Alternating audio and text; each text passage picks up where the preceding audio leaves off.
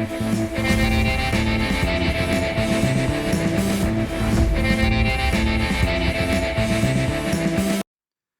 name is Outsider2522 and today we're going to be looking at the latest event. Summer events come back around. Let's talk about the good, the bad, the ugly. Let's talk about it. So here's my usual senseless plug, but I've actually realised upon looking into it, I've recently been saying about 50% of you aren't subscribed.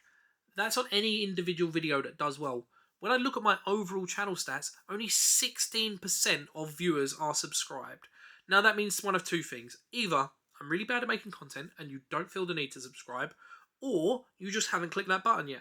Hopefully it's a second, and I'd love you to click that button. Come join the channel, come join the Discord, get involved with this community. Okay, so the summer event is the standard format that we've seen, I think 3 times now, maybe 4. But I'll go over it for new players. Basically, you will kill mobs, and as you kill mobs, there is a chance for them to drop a cooler. You can collect 50 per day. You've got to open these 50 for a chance to get rare items. Some of the things in there are discontinued items, some of them are new items. Generally, they're premium, so definitely worth running it. Now, in terms of it, from what we've seen, it doesn't look as if drop rate affects it, just the number of kills. So I recommend if you're short on time running it as a bubo on a heavily populated map, like Worms, Samurai, that kind of thing, and just destroying as much as possible, as quickly as possible, you will get this done within sort of 10-15 minutes or so. Alright? Now, this event is good for certain reasons. The main reason being that it is very generous. You will get so many candies out of it. You will get discontinued items.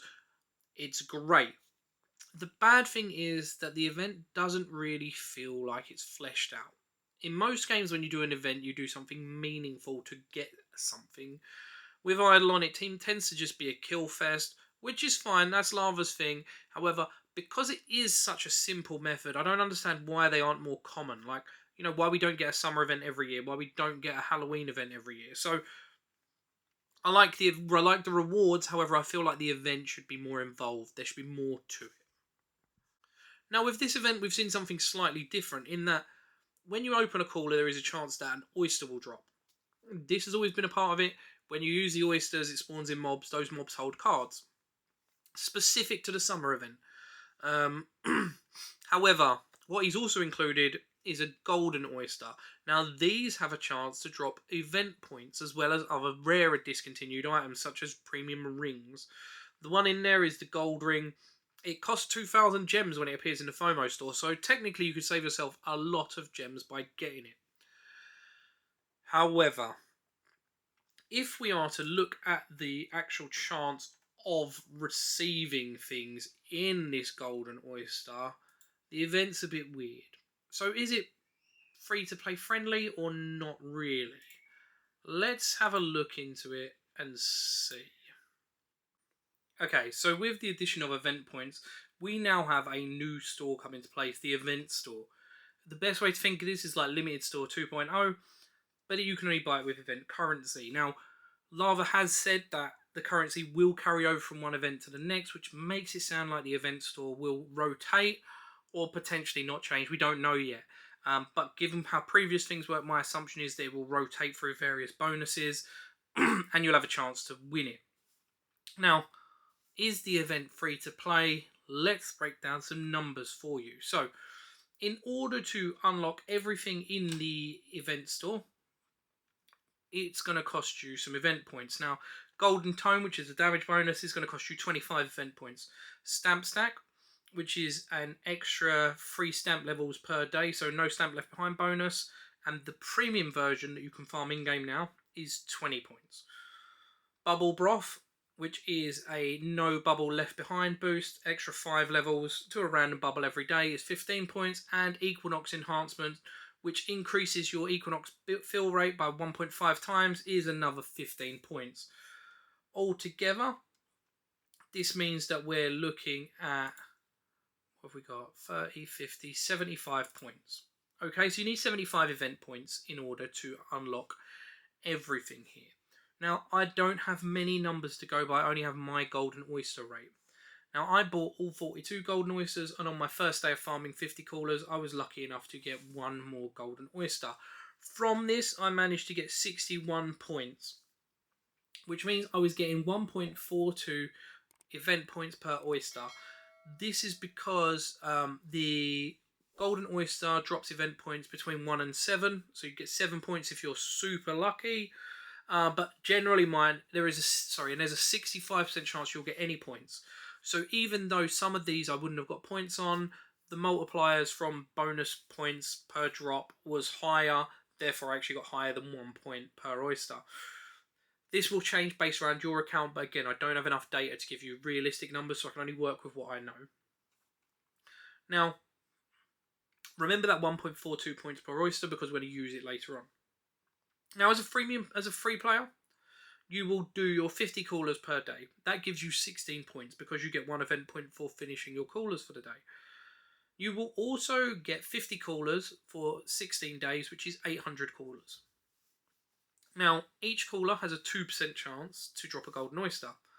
That means you should be getting 1 golden oyster per day. 50 containers, 2% chance, 50 times 2% is 100%.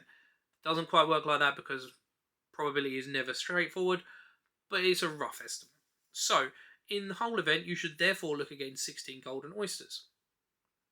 Now, here's the important bit. We need to figure out how many points those oysters are worth. Obviously, I'm going to multiply it through the number which I had, which was 1.42, if you remember.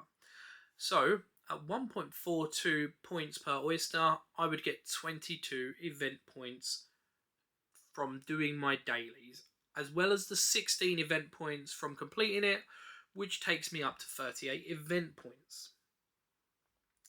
Okay, now that's enough for you to buy 2 bonuses, ignoring the damage one. I think the damage one is the one you can ignore the most. The other 3 are very valid depending upon where you are in the game. So, how do we increase this? Well, you can run 300 boss runs per day. And that normally nets you somewhere between 220 and 240 gems per day. So I'm going to say roughly 230 gems. Alright, take the midpoint. 230 gems is enough to buy 1 oyster from the FOMO shop per day. So we've now got an extra 16 oysters, which we just worked out is another 22 points. This means that we've got 38 plus 22, we're hitting 60 points. With 60 points, you can buy the 3 good bonuses, as I see them, the stamp, the bubble, the equinox, and you'd be well on your way to getting the damage bonus. Now, there are other ways to get gems. You will obviously have weekly resets in there, which means you can farm giants.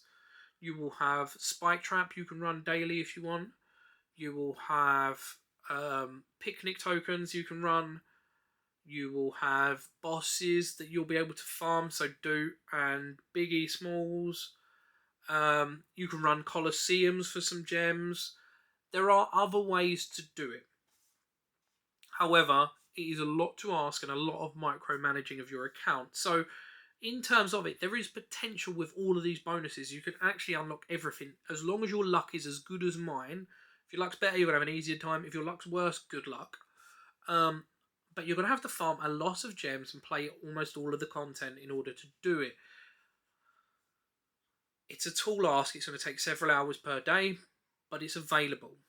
Now, would I say it's free to play friendly? No, it's free to play doable, but it is not friendly. You have to jump through many, many hoops to do it. The final take home is that there are other ways to increase your gems. You can get some from liquids, you can get some from Spike Trap, you can get some from repeatable quests like Picnic. Okay? If you were to maximise all of these, you may be able to squeeze out a few extra points here and there.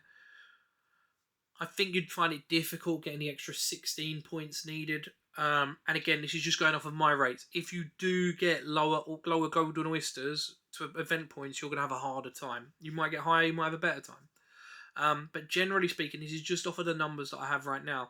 So it is possible to get the good bonuses, but you're going to need to manage your time well and figure out the best ways to increase your gem production. Alright, also, there will be weekly resets in there where you'll be able to kill giants. This will increase your gems massively. There should be Kilroys. With Kilroys, you can buy arcade balls. That can increase your gems again. So there are things to assist. However, it's going to be tight for free-to-play players. So get grinding early and get farming gems as quickly as you can.